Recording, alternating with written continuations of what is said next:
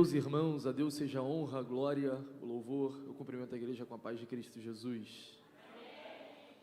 Atos dos Apóstolos, capítulo 3. Abra sua Bíblia, por favor, no livro dos Atos dos Apóstolos, no capítulo 3. Enquanto você procura o texto, quero louvar a Deus pela oportunidade de estar aqui com os irmãos nessa noite. A minha palavra é uma palavra de gratidão. Minha gratidão a Deus pela vida do pastor desta casa, pastor Renato, Deus em Cristo possa abençoar, pastor Gustavo, pastor Caio, que nos receberam. A minha oração nessa noite é para que a mão de Deus nos seja favorável e para que a paz de Deus alcance sua casa, seu lar, sua família. Amém? Você encontrou o texto, livro dos Atos dos Apóstolos, capítulo 3, nós leremos a partir do primeiro versículo. Está escrito assim: Pedro e João subiam juntos ao templo à hora da oração, a nona, e era trazido um varão que desde o ventre de sua mãe era coxo, o qual todos os dias punham à porta do templo, chamada Formosa, para pedir esmola aos que entravam.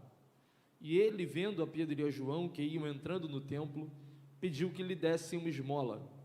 E Pedro, com João, fitando os olhos nele, disse: Olha para nós. E olhou para eles, esperando receber alguma coisa.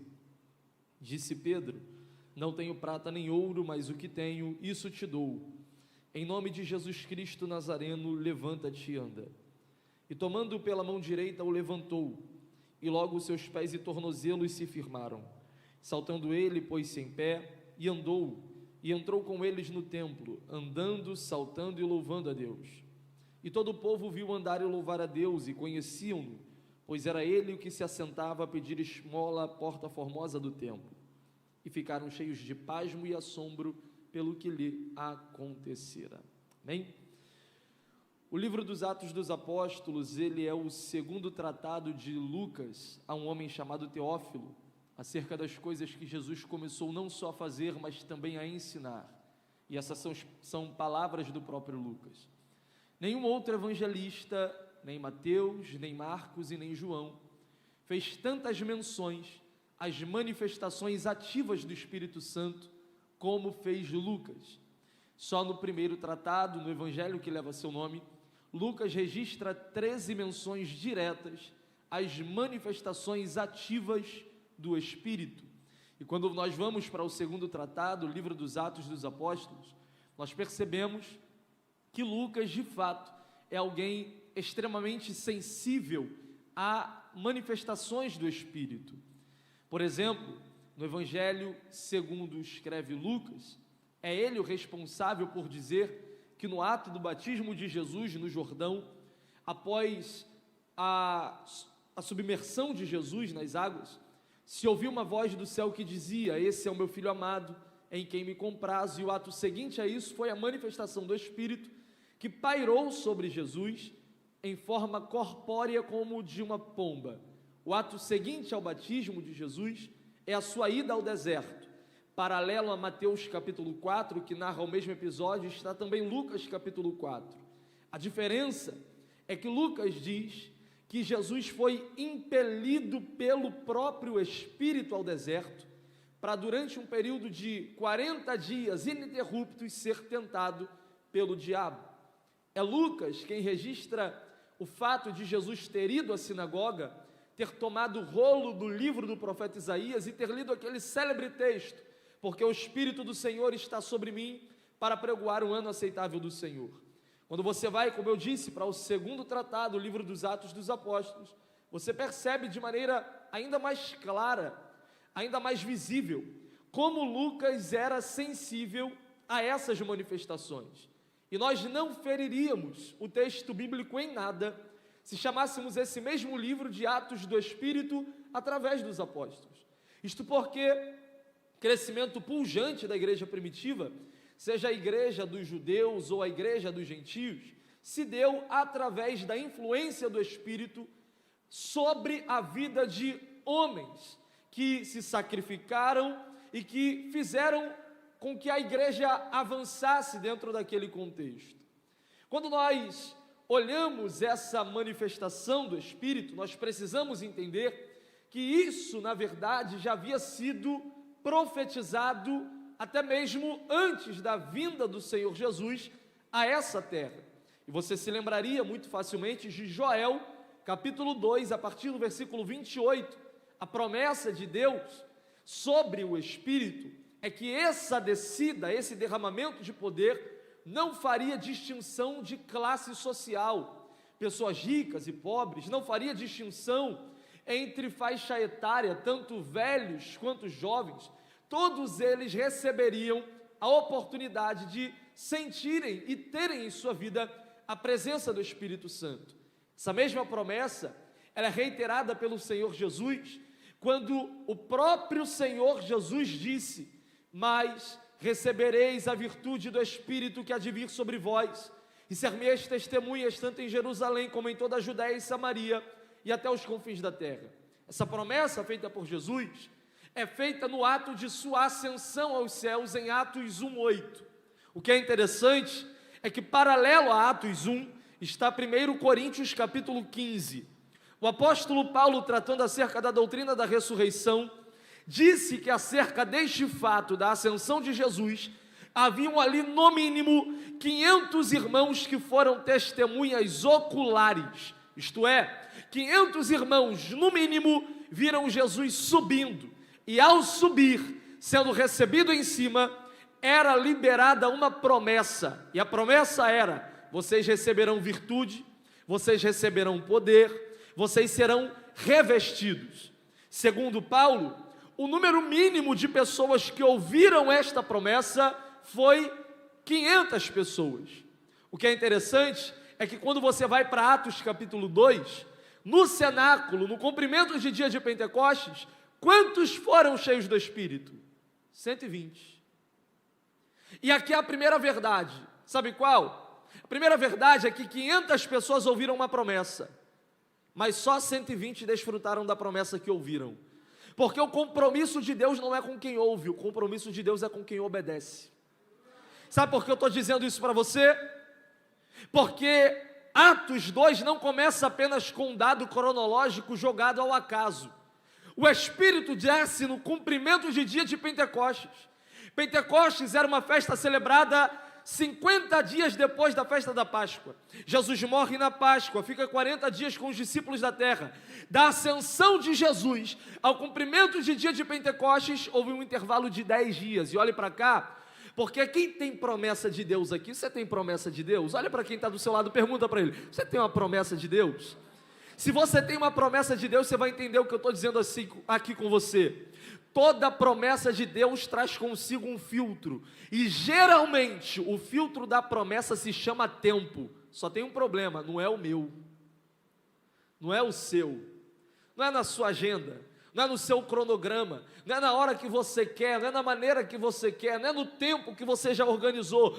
O cumprimento da promessa está condicionado à vontade daquele que prometeu. E eu tenho uma boa notícia para alguém aqui: eu quero que você creia e agarre essa palavra, porque Deus não só promete, Deus cumpre tudo aquilo que promete.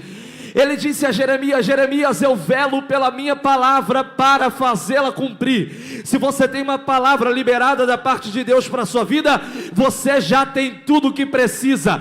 Isaías 55, 10 e 11 está escrito: porque assim como a chuva e a neve desce do céu, e para lá não torna sem que antes regue a terra, faça produzir e brotar, dá pão que come semente ao semeador, assim é a palavra que sai da boca de Deus. Ela não volta para ele vazia, antes faz o que lhe apraz e prospera naquilo para que foi enviada. Se você tem uma promessa, creia, no tempo de Deus se tornará uma realidade.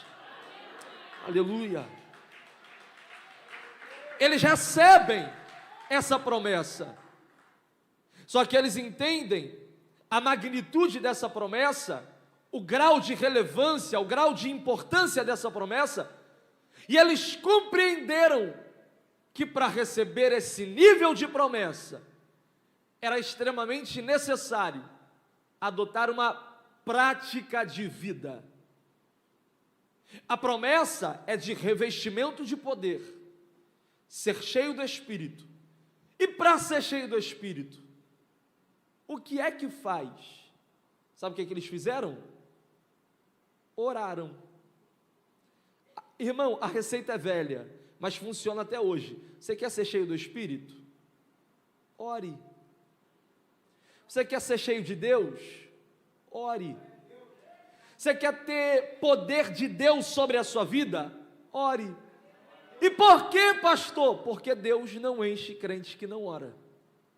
Se você quer ter poder de Deus, se você quer viver uma vida na efusão do Espírito, se você quer ter experiências sobrenaturais com Deus, ore, porque Deus não enche um crente que não ora.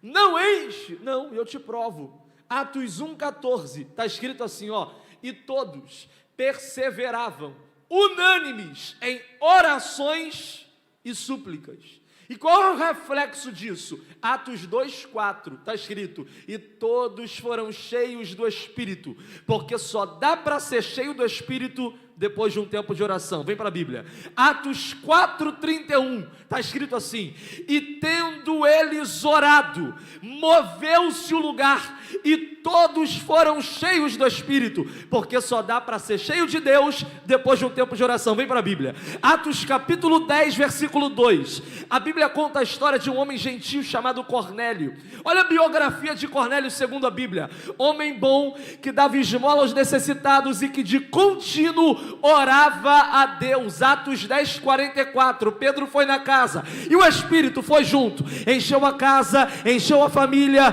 encheu Cornélio, porque só dá para ser cheio de Deus depois de viver um tempo de oração. Vem para a Bíblia. Atos capítulo 9, versículo 11, agora o Espírito não fala com Pedro, o Espírito fala com Ananias e diz, Ananias, eu tenho uma missão para você. Qual? Vai numa rua chamada direita, na casa de um homem chamado Judas, lá dentro tem um homem de Tarso, o nome dele é Saulo. Quando você chegar lá, ele vai estar cego, mas sabe como ele estará? Orando. Atos 9, 17 está escrito, impondo-lhe as mãos, Saulo foi cheio do Espírito. Eu gosto disso, porque quando o Espírito disse para Ananias onde Saulo estava, ele deu um endereço e característica, porque Deus sabe endereço de crente que ora. Pastor, mas a polícia não chega lá, o bombeiro não entra lá, o CEP não bate, a defesa civil não visita lá, mas eu tenho uma palavra para liberar. Aonde o homem não vai, aonde o seu esforço não chega, aonde o teu dinheiro não foi, por causa de uma oração feita, o Espírito Santo de Deus está indo agora. Não pare de orar. Eles oravam porque entendiam a necessidade de serem cheios do Espírito Santo. Eles entendiam que ser cheios do Espírito era imprescindível para a execução da missão, e por isso oravam. Atos capítulo 3, o texto começa com a informação de que 2 dos 120 que foram cheios no cenáculo estão andando juntos. Olha o que diz o texto, Atos 3:1, Pedro e João subiam juntos ao templo à hora da oração. Hora nona, 3 horas da tarde. Sabe o que eles estão indo fazer? Orar. Mas calma aí, em Atos 2 eles não oraram? Oraram. Para quê? Para serem cheios. Em Atos 3, eles já estão cheios. Mas o que eles estão indo fazer? Orar. Porque o segredo aqui não é ser, o segredo agora é se manter. Lembra quando não era?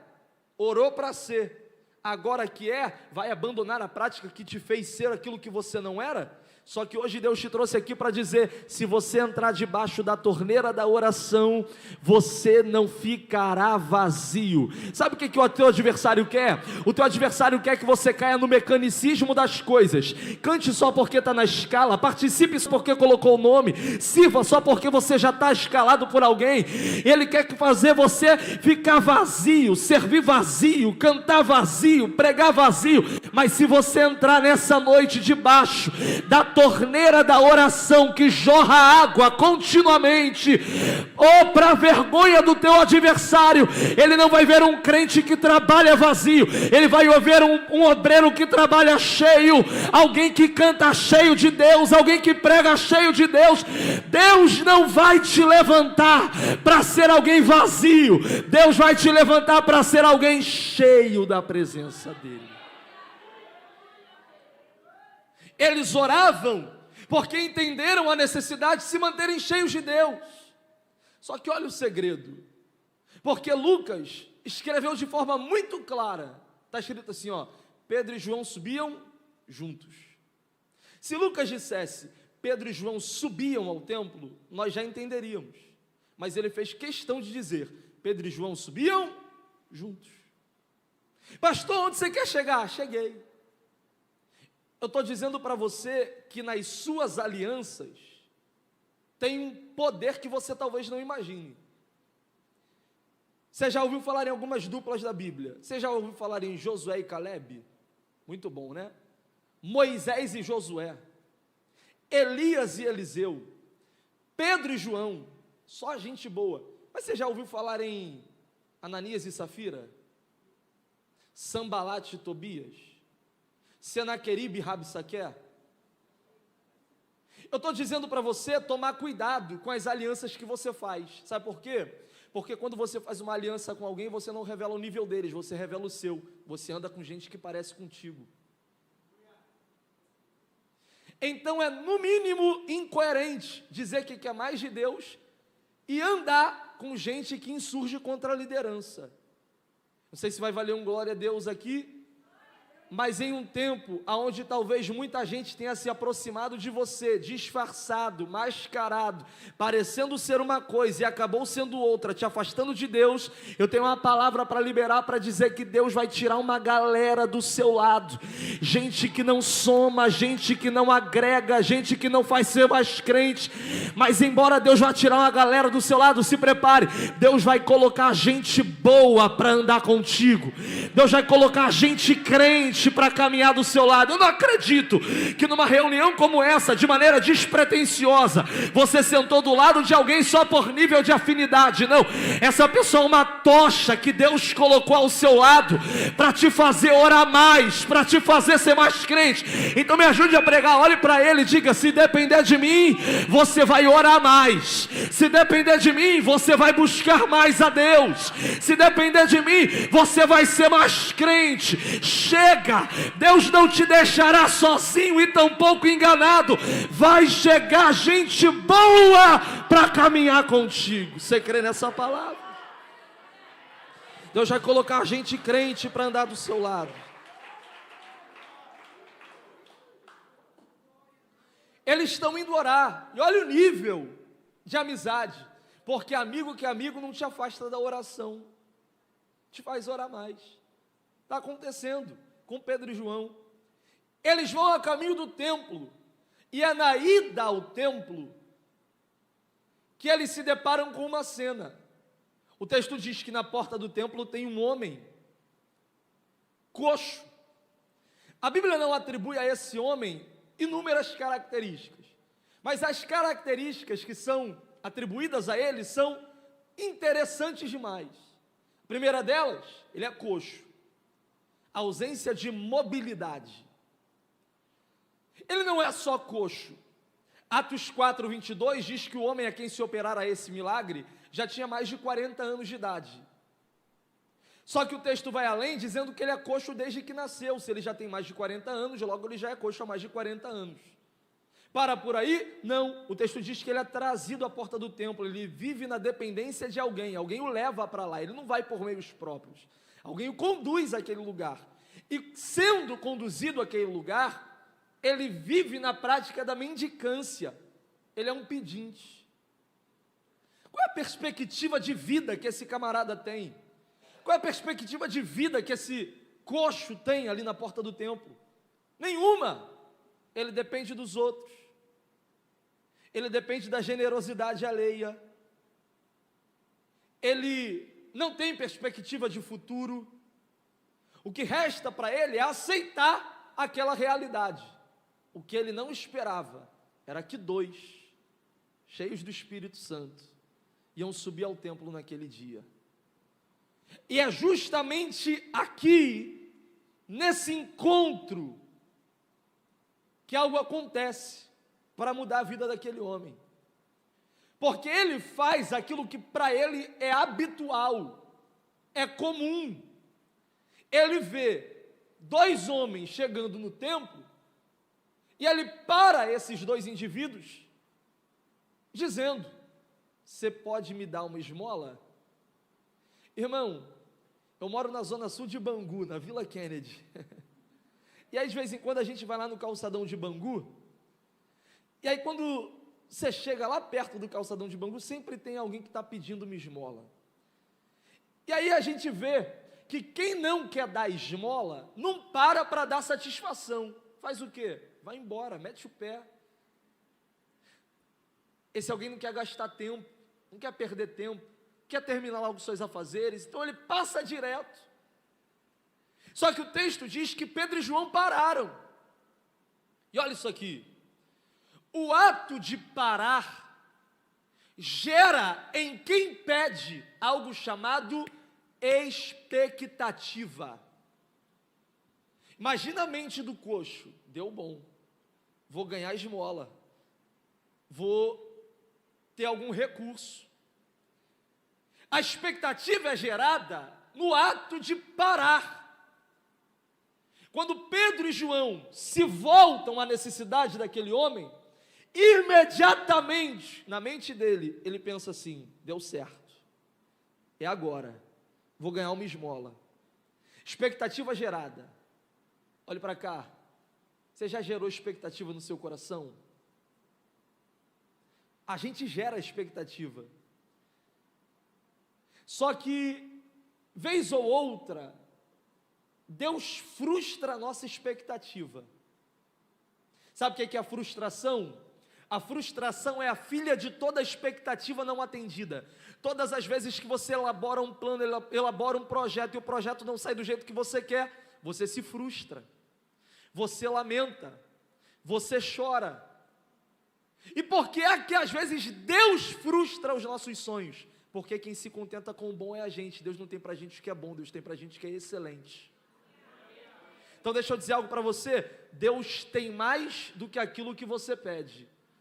O problema é que você não está entendendo porque Deus não deixou alguns contratos serem assinados agora. O problema é que você não está entendendo porque Deus não deixou algumas portas abrirem agora. Sabe por quê? Porque aquilo que você estava querendo ou estava almejando era muito pequeno perto daquilo que o teu Deus pode fazer. Eu só vou chover no molhado para falar aquilo que você já sabe. Você serve ao Deus de Efésios 3:20, que é poderoso para fazer infinitamente mais além daquilo que você pede, daquilo que você pensa.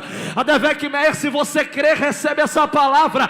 Deus tem mais para você. Deus tem mais do que o teu olho viu, do que o teu ouvido ouviu, do que subiu ao coração do homem. Deus tem mais para fazer na sua vida. Deus tem mais. A expectativa foi gerada. E agora imagina o coxo: deu certo, vou comer depois do culto, vou conseguir na cantina depois do culto, vou ganhar uma esmola. Agora virou, agora deu certo. E aí Pedro olha para ele, imagina o olho do coxo brilhando, se fosse desenho aparecendo o cifrão, ia dizer assim: ó, não tenho. Então por que parou? Só para dizer que não tem? Só para frustrar o coxo? Só para decepcionar o rapaz? Pedro disse assim: ó, não tenho prata e não tenho ouro. Irmão, a gente está chegando num tempo onde a tecnologia está avançando tanto, que daqui a alguns anos, o dinheiro em espécie de fato vai acabar. Mas olhe para cá, a minha mãe, ela tem a mania, pastor, de dizer assim: ó, eu não ando sem dinheiro, vou levar pelo menos 20 reais na carteira, se acontecer alguma coisa, eu tenho alguma coisa ali, né? Para ela, isso é um ato de segurança, e eu até entendo quem pensa assim, porque hoje em dia, você andar sem nada, talvez para alguém seja irracional, só que para Pedro andar sem nada, não era um ato de irracionalidade, era um ato de obediência. Pastor, por que você está dizendo isso? Porque em Mateus capítulo 10, no ato da grande comissão, Jesus disse assim, quando vocês forem, vão de 2 em 2, Pedro não estava sozinho, estava com João, e quando forem de 2 em 2, não levem debaixo do cinto de vocês, nem prata e nem ouro. E por que não? Porque quando o milagre acontecer, ninguém vai poder apontar o dedo e dizer, também tendo prata fica fácil, também tendo ouro fica fácil. Sabe o que Jesus estava dizendo? Que o milagre não é fruto daquilo que eu carrego no bolso, o milagre é fruto daquilo que eu carrego aqui dentro, porque unção não se compra com dinheiro, unção não se compra com técnica, unção ainda é fruto de quem busca, de quem coloca a boca no pó, o joelho no chão, e tem vida com Deus. A prata e o ouro eu não tenho, mas o texto diz, que enquanto isso, o coxo está olhando para ele, e está escrito assim, esperando receber alguma coisa. Esperando receber alguma coisa. Vamos lá? O coxo está esperando receber? Esperando receber? Aí Deus falou comigo que um crente cheio do Espírito Santo pode até andar sem prata e sem ouro, mas ainda anda com alguma coisa. Tem alguma coisa aí. Tem alguma coisa aí. E que coisa é essa? Pedro disse, a prata eu vou ficar devendo, o ouro hoje eu não tenho, mas eu conheço um nome e eu sei que nesse nome tem poder. Então lá vai, em nome de Jesus Cristo Nazareno, levanta, pega a tua cama e pode começar a andar. Irmão, isso aqui é para quem crê, é o básico, mas é para quem crê. Eu acredito que você vai receber. O nome de Jesus é poderoso. O nome de... Tem alguém aqui que acredita nessa simples, profunda verdade? O nome de Jesus é poderoso. O nome de Jesus é poderoso. Eu vou afundar o prego aqui. O nome de Jesus faz o que a prata não faz. O nome de Jesus faz o que o ouro não faz. O nome de Jesus faz o que o currículo não faz. O nome de Jesus faz o que a influência humana não faz. Porque o nome de Jesus é poderoso. Eu posso profetizar para alguém aqui? O nome de Jesus é capaz de curar câncer, o nome de Jesus é capaz de abrir porta, o nome de Jesus é capaz de libertar alguém que está preso, o nome de Jesus é capaz de transformar um cenário de escassez em um cenário de abundância. O nome de Jesus é poderoso, o nome de Jesus é poderoso. Disse Paulo em Filipenses 2, de sorte que haja em vós o mesmo sentimento que houve também em Cristo Jesus, que mesmo sendo Deus, não teve por usurpação ser igual a Deus, antes esvaziou-se de si mesmo, tomando forma de servo, fazendo-se semelhante aos homens, e achado na forma de homem, foi obediente até a morte, morte de cruz, pelo que Deus o exaltou soberanamente, e lhe deu um nome que é sobre todo nome, para que ao nome de Jesus se dobre o joelho de quem está no céu, na terra e debaixo da terra, e toda a língua confesse: Jesus Cristo é Senhor, para a glória de Deus Pai. Eu quero liberar essa palavra para quem tem glória para receber. Quem manda na tua casa não é vício, quem manda lá não é adultério, não é prostituição, oh glória, quem manda lá não é principado, potestade, quem manda lá é o leão da tribo de Judá, aquele que tem um nome que é sobre todo nome: Jesus. Jesus.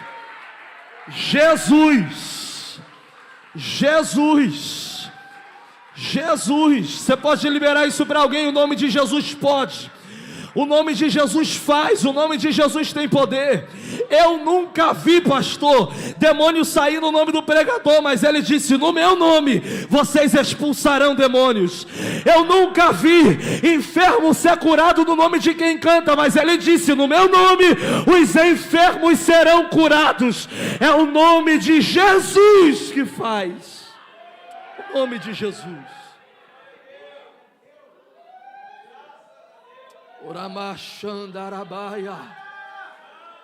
Eu não tenho prata, não tenho ouro, mas eu conheço o nome. Então, no nome de Jesus, levanta e anda. Se acabasse aqui, já estava bonito, né? Só que evangelho não é teoria, evangelho é prática.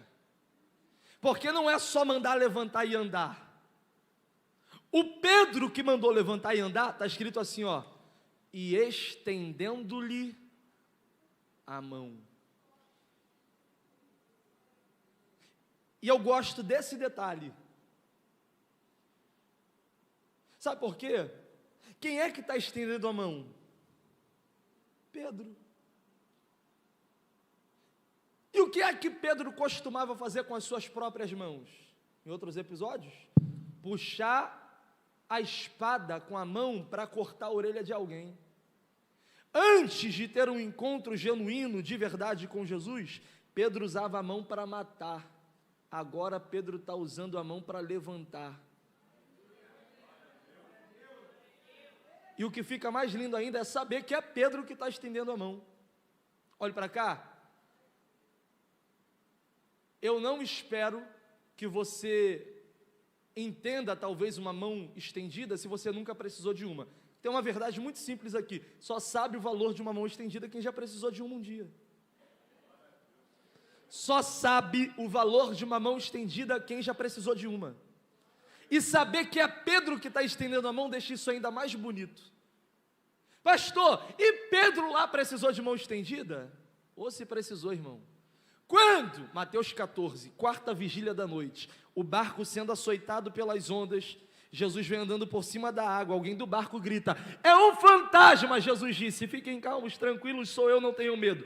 Pedro do barco olhou para Jesus e disse, se é o Senhor mesmo, manda-me ter contigo. Pedro saiu do barco, deu o primeiro passo, não afundou, deu o segundo passo, não afundou, deu o terceiro passo, não afundou. O texto diz, reparando ele na força do vento, teve medo e começou a afundar. Quando Pedro começou a afundar, Mateus 14, 31 está escrito, que Jesus se aproximou e estendendo-lhe a mão. Sabe por que Pedro está estendendo a mão para o coxo? Porque um dia quem estava caído era Pedro, e quando Pedro caiu, Jesus não apontou o dedo, Jesus estendeu a mão. E olhe para cá, porque quem caiu não precisa de um dedo apontado, quem caiu precisa de uma mão estendida, e Deus te chamou para ser a mão estendida para alguém que está caído. E se alguém nessa noite entrou aqui caído no chão, a palavra é, a igreja está aqui para te estender a mão e te levantar. Pedro estende a mão, levanta o coxo. O texto é claro, e logo seus pés e tornozelos se firmaram. Saltando ele, pôs-se em pé e andou, e entrou com eles no templo. Sabe o que é interessante? Ninguém chamou ele para ir para o templo. Então, ouça isso, Deus pode te levantar, mas quem decide para onde ir é você. Só tem um problema, sabe qual? Seus pés só te levam para o endereço onde teu coração já foi primeiro. Tem gente que Deus levanta e decide por meios próprios não entrar aqui. Só que quando aquele homem levantou, o texto diz, entrou no templo. E como entrou no templo? Andando, saltando e louvando a Deus. Andando, saltando e louvando a Deus. Irmão, imagina quem está lá dentro do templo, olhando para o camarada, dizendo assim, não sei para que pula tanto, não sei para que bate tanta palma, não sei para que dá glória tão alto, não sei para que glorifica tanto, não sei para que balança tanto a mão. Sabe por que não sabe? Porque não saiu de onde ele saiu. Então deixa eu dizer algo para você aqui, quem não sabe de onde você saiu, sempre vai criticar o teu nível de entrega.